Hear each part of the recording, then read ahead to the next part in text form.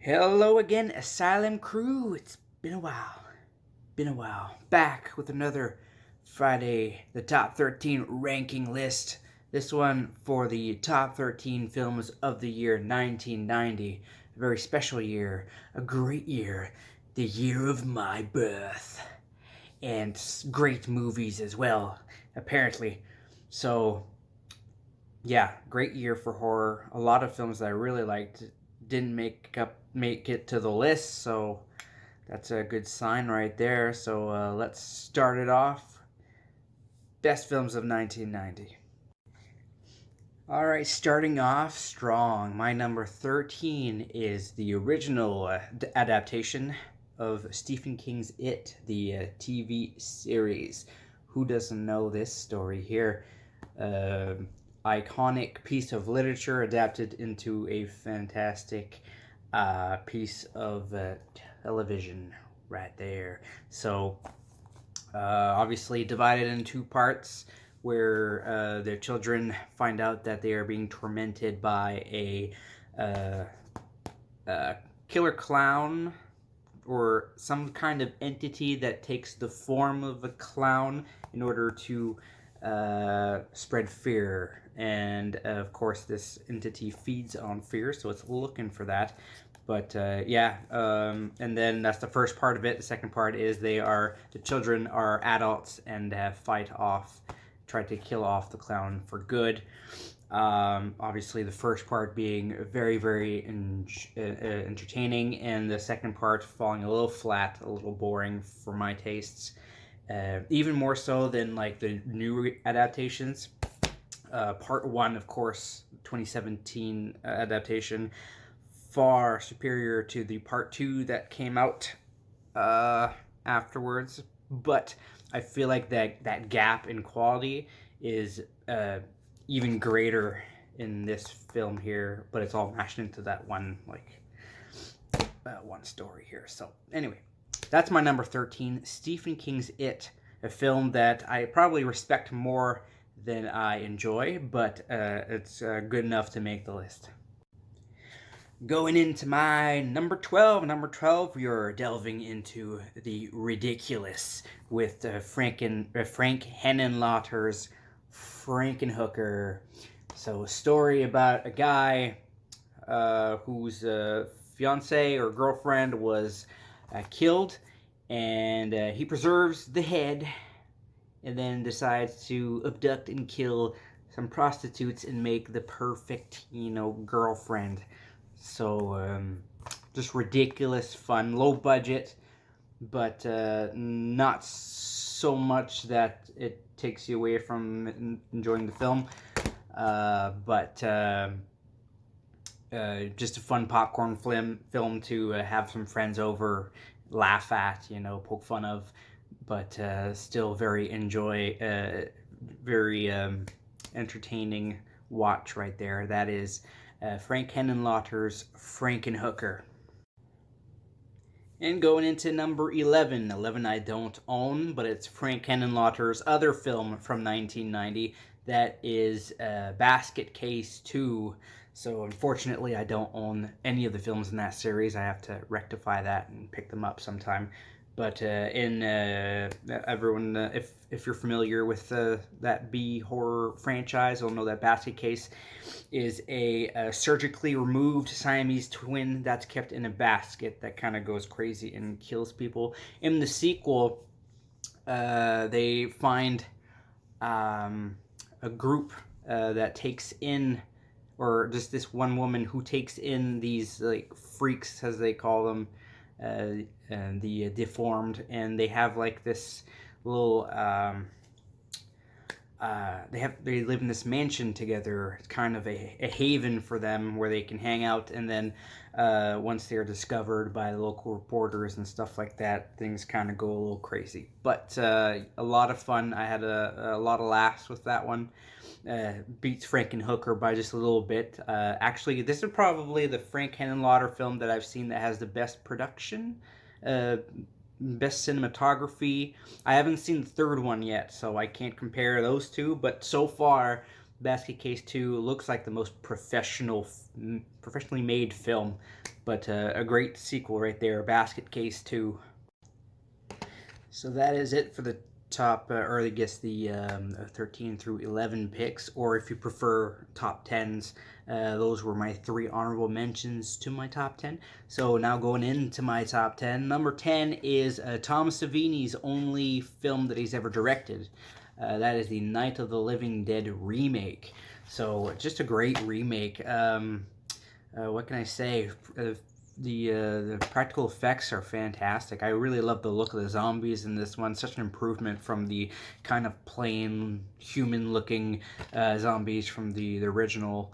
And I love the ending in this. The only thing I absolutely hated is the fact that Barbara could just walk around them, the zombies, and just kind of showing off that this whole situation that they were in could have been avoided if they had just kind of wandered around the horde of zombies who were slow as hell, you know. But if you ignore that, the rest of the film is great. So that is my number 10, Night of the Living Dead. Alrighty, number 9 is The Exorcist 3. So Exorcist 3, I don't think follows the second one. I don't think it makes a mention of any of the events of the second one. So it follows the first one directly. It follows this copper called Lieutenant Kinderman.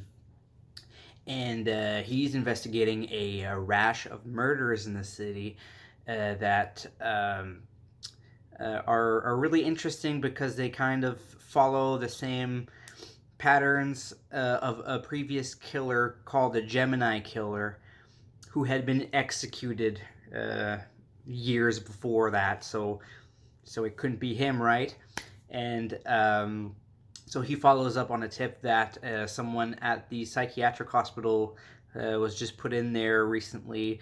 He was found wandering the streets claiming to be the Gemini Killer. So when he follows up on that, goes to the hospital and visits this person, he sees that the person that's actually there is Father Karras, the priest from the very first Exorcist film, who was believed to be dead. So I'm not going to spoil any of the rest of it for you. It's a very entertaining film. It's fun to see how that plot develops throughout the film. There are more slayings and a lot of interesting and creepy dialogue between the copper and Father Karras, or let's say it's Father Karras. Anyway, stars Brad Dourif. It's probably one of his best, if not the best, Brad Dourif performance that I've ever seen. So that's saying something right there. So check it out, The Exorcist 3. Alright, number 8 is an example of a sequel surpassing the original film. This one is called Maniac Cop 2. And Maniac Cop 2, so you find out that the events of the first one were not enough to put away the undead cop Cordell, and he returns on a killing spree on the streets of New York City. What I really enjoy about this one is that not only does it have more carnage than the first film, but you get a lot more lore, a lot more background story to the character of Cordell, who is the undead killing cop. So this one I got to see on Shudder, so it's available on there if you want to check it out. Maniac Cop 2. For my number 7 is a pick that some people might be surprised to see that it's this far down on my list, but it's still a fantastic film that I enjoy.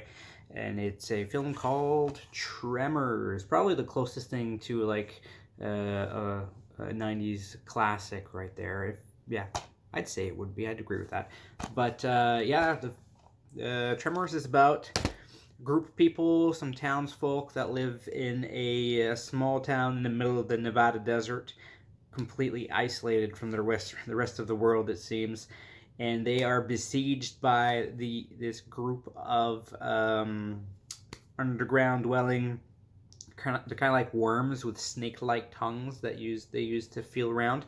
They're completely sightless, so they track their prey above ground by detecting vibrations on the surface there, so like footsteps and loud noises, that kind of stuff. So yeah, that's how they detected people that live above ground, and they try to feed off those people one by one. So this town, completely cut off by the rest of the world, are forced to just defend their town and fight off these gigantic monsters. So just loads of fun. Kevin Bacon in this one, very fun to watch. Um, I just love I love the secondary characters as well. All of them are quite enjoyable. There's yeah, not the biggest budget on this one. You can kind of see where its shortcomings and effects here and there. But overall, though, just a great film. Tremors. All right, number 6 is another retelling, weird retelling of Bride of Frankenstein. We saw Frankenhooker at my number, was it 12? And now this one is a sequel to Reanimator. It's called Bride of Reanimator. Basically, it follows the same characters. They have continued their experiments with their reanimating agent. They go back to that hospital in Massachusetts where Herbert West continues his experiments in the basement of the other characters' house, and they collect body parts, and they create this woman who they try to reanimate, and all the while just ridiculousness. You've got Dr. Hill, who makes a return. He's just as crazy as the first film, and it's they ramp up the ridiculousness as they do in sequels, right? It's a lot funnier, more comedic, and just a little bit more over the top. Sometimes it works. In this case, while I prefer the first Reanimator, this one is a very enjoyable sequel that made me laugh, and it's just so crazy. Bride of Reanimator. Okay, going into my top 5. Number 5 is actually a film that influenced one of my favorite video game franchises ever, called Silent Hill. This film is called Jacob's Ladder. So this is a film that follows Jacob. He is a Vietnam War veteran who is unfortunately stabbed while in service there. And you know, after that, you know, he's returned to the U.S. He's got some PTSD and suffering nightmares. He gets flashback dreams of his time, you know, before the war with his family, some drama there. And of course, he starts getting some hallucinations, seeing these creatures, these Lovecraftian tentacled creatures, and struggling with his mental health. Is it really happening to him? Is it all in his head? Watch the film, find out what happens. I'm not going to ruin it. So it's quite the twist there in that film. One that I really enjoy, Jacob's Ladder. Alrighty, number 4. Number 4 is probably my favorite killer spider movie that I've seen so far, and that's Arachnophobia.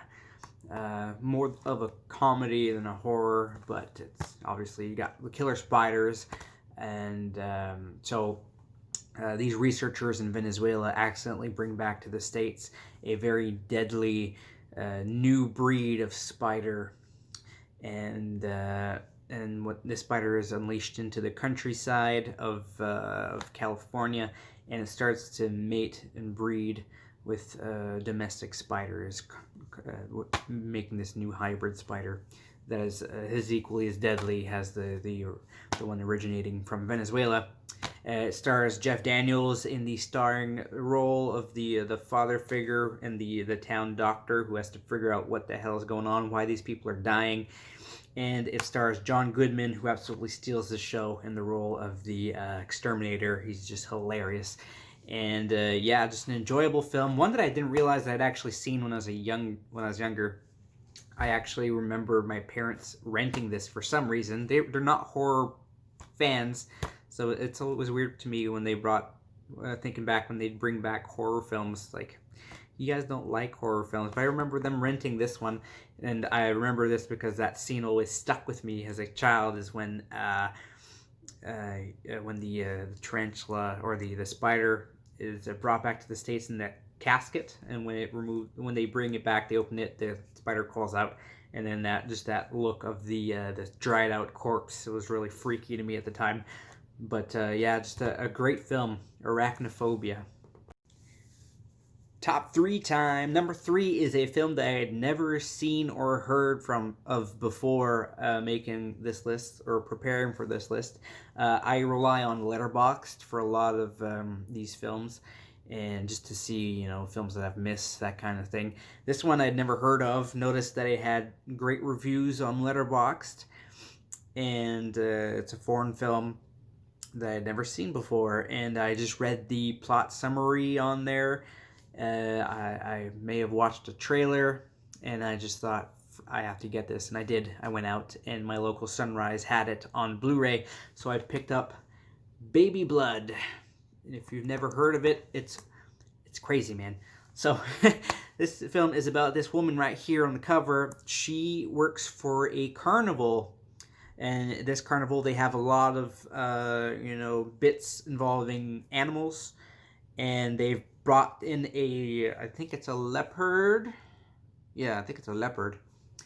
So it's a brand new animal, and little do they know that the leopard is actually a host to a parasite. Parasite who feeds on blood. So the parasite actually communicates to the host what it wants, and it's telling them, I want blood, obviously, and then that host will kill for the parasite. So the leopard is stuck in this carnival. It's in this cage, unable to provide for the parasite. So the parasite bursts out of the leopard. It explodes off screen, but you see like the messy bits afterwards, and it crawls and infects this woman who works at the carnival, and begins to communicate with her, convinces her to kill for the parasite and feed it blood. So she starts to eat blood in very cannibalistic fashion, and it's called Baby Blood because as the parasite grows, she appears to be pregnant. So it's as crazy as it sounds. A very gory film, one that I'm very glad I picked up. Very, very fun. Baby Blood. All right, number 2 is another sequel. This one, I think people are very split on which one they prefer, the first or second one. I think I lean towards the first one a little more, but this one's still number 2 on my list here, and that is Child's Play 2, which I have in this little collection set right here, Chucky collection. And Child's Play 2, the toy company who made the doll is getting some negative publicity, so they collect the pieces of Chucky in order to rebuild it and prove, hey, there's nothing wrong with this doll. See, we're just toy makers. Obviously, that is not a good idea. Chucky comes back and kills his way back to Andy, who's now in a foster home, in order to try to transfer his soul into his body, like he does, right? So a fantastic sequel, a lot of great lines from Chucky in some iconic scenes. Of course, you've got the scene in the school, and just that third act, that final confrontation at the toy factory is just epic scene right there. So love this one, Child's Play 2. And finally, number 1. We started this list with a Stephen King film, and now we'll finish it with a Stephen King film. This is Misery. Oh yeah. Starring Kathy Bates in the role of the psycho. And yeah, this film is about a author who traveling some snowy roads during a storm, gets into a car accident. He is found by Annie, who is Kathy Bates' character. She brings him back to her little house in the woods there, decides to care for him, and of course it's brought to her attention that he is the author of her favorite book series, then she becomes kind of a psycho fan who refuses to let him leave, forces him to keep writing, and obviously becomes more and more obsessed with him, forcing him to rewrite stuff she doesn't like, basically becoming her little slave, her little author slave. And yeah, so he's kept held captive there, and it follows him in his efforts to escape this home. So just a freaky film, crazy. Annie's so crazy, and she's just a lot of fun to watch. So that is my number one. It is Misery. So let me know what your number one is. Which films are not included on this list that you recommend that I watch? I have seen a lot of films from this year. I had a lot of time to prepare for this one because I had taken kind of an extended break there from these lists. So I kind of took a lot of time to go through films from 1990. And yeah, now I'll be starting to work on the year 2000, going up a decade. Not fun. I was going through Letterboxd, and there's not a lot of good movies that year. I don't even know if I can get 13 ones that I like. I'm gonna work on it. I'm gonna try to look up some ones that maybe people haven't seen that are at least fun. We'll see. Anyway, so yeah, I'll be starting to do these again bi-weekly. So stay tuned for that. And other lists that I'm going to be doing are, we finished on our group, by the way. I am part of a horror movie club. If you're interested in reading reviews, checking out rankings like this, check out Asylum Horror Club on Facebook and Discord. If you cannot find it for whatever reason on Facebook, send me a message and I will send you an invite. But in this group, we do, it's kind of like a book club where we assign a movie, we watch them, rate it, review it, etc. So if that interests you, check that out. And what was I going to say? Oh, yeah. Other rankings. So we just finished doing the Freddy and Jason series on that club, so I will be doing a ranking of each of those franchises, each of the films in those franchises ranked. So that will be coming up as well. Stay tuned for that, and I will see you on the next video. Have a good one.